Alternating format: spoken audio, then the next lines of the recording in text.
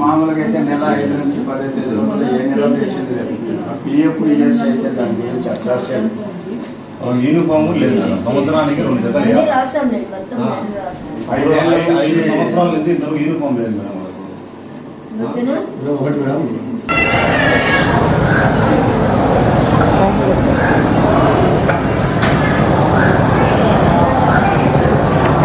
Vijay Kumar CI2 పట్టణ కార్యదర్శి. ఈరోజు ప్రొద్దుటూరు జిల్లా ఆసుపత్రిలో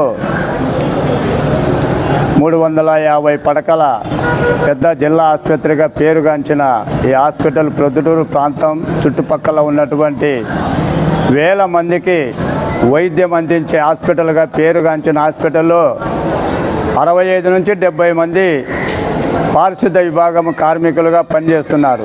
వీరికి మామూలుగా గవర్నమెంట్ రూల్స్ ప్రకారం జీవో ప్రకారం 18,600 రూపాయలు వీళ్ళకు జీతం ఇవ్వాలి.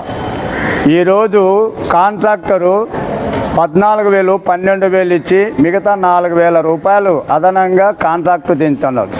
దీన్ని అడిగిన వారు లేరు, ప్రశ్నించిన వారు లేరు. అడిగితే ఉద్యోగంలోంచి తీసేస్తామని ఒక బెదిరింపుల ధోరణి కాంట్రాక్టు విపరీతంగా చాలాసార్లు బెదిరించడం జరిగింది.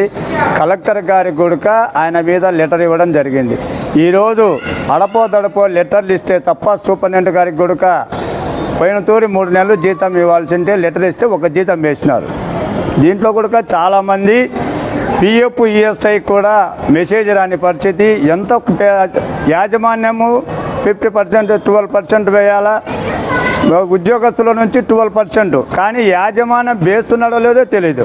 కానీ ఉద్యోగస్తుల ఖాతాలో నుంచి కూడా ఈ పిఎఫ్ అమౌంట్ ఇది కూడా మెసేజ్ రావడం లేదు. ఈ పిఎఫ్ అమౌంట్ ఎవరు తింటున్నారు అనేది కూడా కాంట్రాక్ట్ అడిగితే ప్రశ్నించే అడిగే పరిస్థితి జవాబు చెప్పేది లేదు. దీన్ని మేము CI2గా వ్యతిరేకిస్తున్నాం, ఖండిస్తున్నాం. కార్మికులకు అన్యాయం జరిగితే భవిష్యత్తులో ఆందోళనకు దిగుతామని ఇప్పుడే సూపరింటెండెంట్ గారి కూడా లెటర్ ఇవ్వడం జరిగింది. వారం రోజుల లోపల 2 నెలల వేతనాలు కానీ పిఎఫ్ అమౌంట్ ఈఎస్ఐ కార్డులు కూడా వాళ్ళకి ఇవ్వాలని అడుగుతున్నాం. ఇచ్చిన పరిస్థితి లేదు. కార్మికులు పనికి తగ్గ వేతనము 18,600 ఇవ్వాలని డిమాండ్ చేస్తున్నాం. ఒక వారం లోపల జీతాలు ఇవ్వకపోతే ధర్నా చేస్తామని కూడా ఈ సందర్భంగా CI2గా తెలియజేస్తున్నాం.